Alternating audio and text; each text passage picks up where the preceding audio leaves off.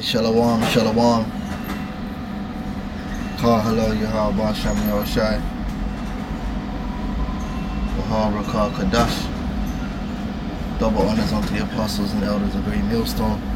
And honors to you brothers out there in the highways and the byways teaching this word in all sincerity and in truth. The least of the flock shall draw them out. Update. Rush and wipe it off real quick to make sure it didn't leave any stains, but it didn't. I was going to just keep this one for myself as an extra copy and go buy another one, but looks clean.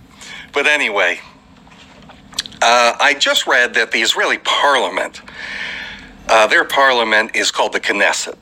They've just passed this controversial new law that takes the power to declare war out of the, typically it's like here in the United States, the power to declare war is usually vested in the representatives that are closest to the people. Here in the United States, that's with the House of Representatives. And in the parliament there, the Knesset, they still have the power to declare war, but what they've done is they've added this new provision in where it puts the power to declare war in the hands of only two people. That's the Israeli Prime Minister and the Israeli Defense Minister. So that means that if Benjamin Nosferatu and his attack dog, Defense Minister Avigdor Lieberman, if they are wanting to declare war on Iran or Syria, and they don't want to go to the parliament, to Knesset, they can do it. They can start a war without the consent of the people or even the people's representatives. And so that has caused quite a stir in the Knesset. One of the representatives there in the legislature named Ofer Shelah wrote, well, this is what he said. He called the law, quote, nothing less than insane. And he also wrote on Twitter he wrote, quote, I am deluged with calls from experienced security officials who are shocked, and rightfully so. Now, like I said, from my reading of this legislation, the parliament there, the Knesset, they still have the power to declare war all on their own. But what they've done is they've added this new provision that allows the prime minister and the defense minister to jointly declare war in circumstances that they alone consider to be extreme. Now, if you've ever heard Benjamin Netanyahu speak about Iran or Syria, everything is considered extreme. And speaking of Defense Minister Lieberman, today he called on Russia to give him assurances that Russian missile defense systems in Syria are never going to be fired on Israeli jets during these airstrikes that Israel keeps carrying out in Syria. So he also called, Lieberman also called on Russia to condemn Iran because Iran has been saying mean things to Israel. So Russia needs to condemn them. And I'm sure Vladimir Putin is going to jump right on that.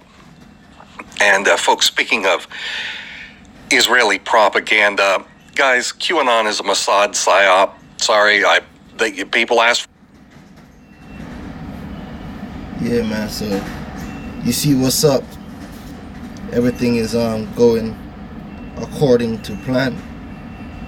Hey, the Most High, Yahweh Shami Oshai, ruleth in the kingdom of men.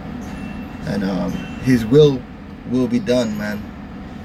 Alright, exactly as it is written, man. These so-called Jews, man.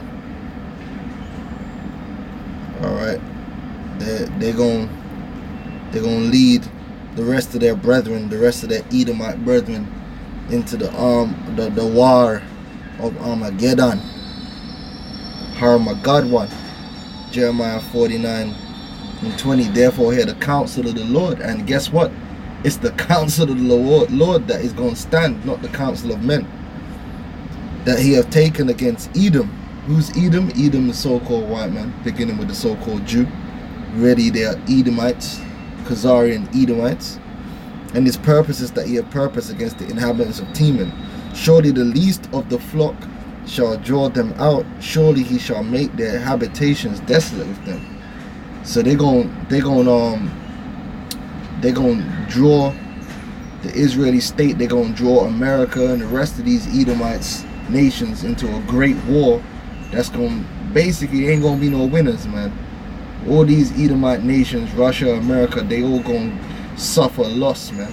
And America's going to suffer the greatest loss, because it's going to be completely destroyed with thermonuclear fire, man. Thus saith Yahweh Ba'ashem Yahweh Shai. Alright. Let me get another clip from him. And they were selling illegal oil and the yeah, so basically he about to go into the situation down there. I mean, hey, you could watch this whole video. It's fire. If you already know what's going on over there in the Middle East with Syria geopolitically, hey, this guy Blackstone Intelligence, he's one of the best guys I've found that's gonna give you the straight information and analysis, man. Alright, he on point, but you know, we more on point because we got the scriptures. Alright, but basically he gonna go into the situation that's unfolding over there in regards to the Kurds. Alright, because you know the Kurds are like a so-called ethnic group over there, and they have territories within pretty much all of them nations. But anyway, I'm gonna let him speak. Human slave trade, they had a hand in that. They were getting money for black ops, so they didn't want to let these oil fields fall back into the hands of Syria. So what the CIA did, with air support and ground support from the U.S. military, is they armed the Kurdish population up in the north, and they helped to transition control of these oil fields from ISIS to the Kurds. It was a pretty convenient handoff. Previously, ISIS had been killing Kurds, but now the USA is backing the Kurds, and they move ISIS out, bring the Kurds in, and the Kurds take control of the oil fields. Now, of course, this outraged President Erdogan of Turkey, because the Turks consider the Kurds to be terrorists. But this served the purposes, the geostrategic purposes of the CIA. So as it stands now, we've got the Kurds who are in control of these oil-rich regions in northern Syria. They and their U.S. military support personnel, they're up there on the northern side of the Euphrates River. And the Syrian coalition, with the Russian support, they're across the river. You've got the USA and the Kurds up here. Here's the river, and then you've got the Syrians and the Russians down here on the other side of the Euphrates. It's a battle scenario that is straight out of the pages of the Bible, for those familiar with. Oh yes, it is.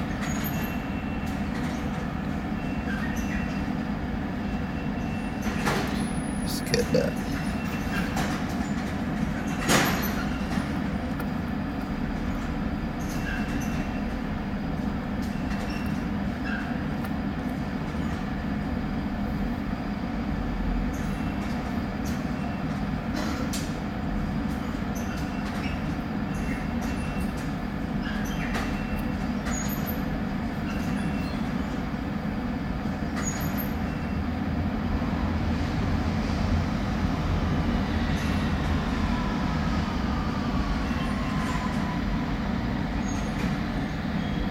Right, Revelation 16 and 12.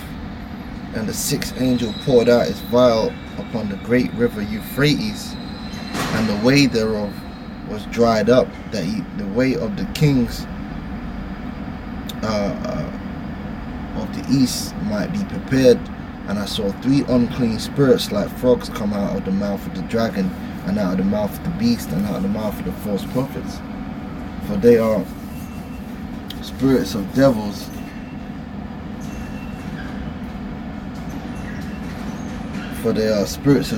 working miracles, which go forth unto the kings of the earth and of the whole world, to gather them to the battle of that great day of the God Almighty. Behold, I come as a thief. Blessed is he that watcheth and keepeth his garments, lest he walk naked and they see his shame. And he gathered them together into a place called in the Hebrew tongue. Oh my God, man. When he comes back from his break, I need you to do us a favour. I've got to send off an overtime form down to Darren to sign. So can you take it down there and bring Yeah, it back? I could do that. To sign it for us. No worries. I'll I'll take yeah, I'll do it. Don't worry. When he comes back.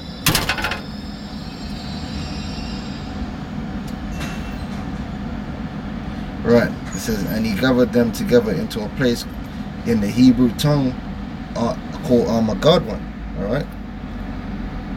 So let's jump back. Yeah, I'm doing some ninja recording. With the scriptures. But I can share some new information with you now about something going on that could very well shift this balance of power. The Kurds are spread through several different countries. They're really a nation unto themselves, an ethnic group of people that, because of the way after the world wars, the way that the Western powers carved up the region, they left the Kurds without a nation of their own. So you've got Kurds that are spread out over a large swath of territory, going from Turkey, Syria, Iraq, and even into Iran. So you've got the Turkish Kurds, Syrian Kurds, Iraqi Kurds, Iranian Kurds, and in some of those countries, Iraq and Iran, for example, they give them a certain degree of autonomy over their own region. And so far the Kurdish forces in Syria, they've been working with the United States. But this week, something happened that's making it look like things may be changing.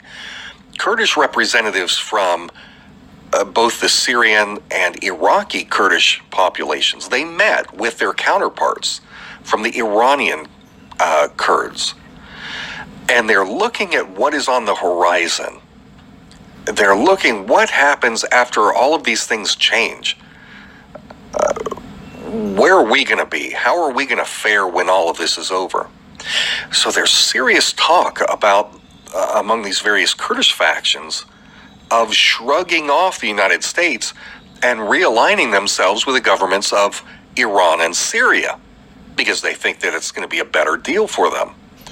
And of course, Russia is playing a role in all of these negotiations as well, and that's because what Russia and Iran want to see is a stable Syria. That's in their best interest. And they know that the United States is trying to balkanize Syria, meaning since the United States hasn't been able to overthrow the government, they're accepting, okay, we're not getting this done, so what we want to do is to carve it up into different pieces and keep the oil-rich sections for ourselves. That's basically the United States plan at this point. And that's what the U.S. military's been doing since Donald Trump took over. So they're using the Kurds to hold some of these sections. Hey, remember, Trump is the man that said, we're going to take the oil. Take back the oil. But Russia knows that if Syria is going to last, you can't do this. The Syrian government down in Damascus needs to have control over its own oil resources. That's major income for the country. So efforts are being made to gain the favor of the Kurds in Syria who control these oil fields so that they will basically turn against the United States. So what I'm seeing in the news that I've been... Right, which, like I said, you could check this out, man. I'm on a ninja recording right now. But...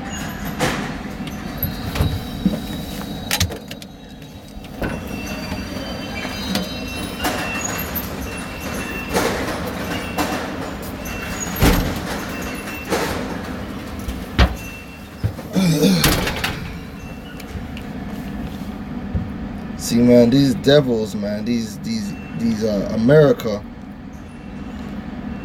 all the treachery that they have committed, man, over all the treachery that they have committed, man, in history. It's gonna come back to bite them, because basically nobody trusts them no more, man. Everybody knows when you make a deal with America, that deal ain't gonna last, man. That deal gonna last as long as you benefit them, and then they're gonna chew you up basically and spit you out. And we can name names that it's happened to. Everyone can name names. Hell, they're about to renege on the Iranian deal. So why make any deals or agreements with these devils, man? That's why everyone's looking elsewhere. Hey, the scripture told you, man.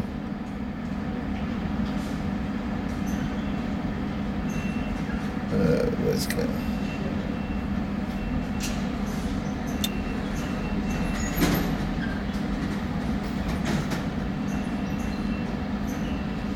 Yeah, this is Isaiah 33:1. It says, "Woe to thee that spoilest, and thou wast not spoiled, and dealest treacherously, and they dealt not treacherously with thee. When thou shalt cease to spoil, thou shalt be spoiled, and when thou shalt make an end to deal treacherously, they shall deal treacherously with thee." See, there's going to come a time where America is going to rely on certain allies that they have now, vassals, and these vassals are going to flip on them. Alright, they're going to flip on him. Point blank period. And you can see that happening, you know. Them Kurds looking like they're going to flip. You know, which they should. Because there ain't nothing good going to come from America, man. You know, which all these nations are going down anyway. So anyway, that's a quick, you know, ninja production. With that, I'm going to say, Kal Halal Yahweh Shem Yeshai Wahara Kal Kadash. Shalom.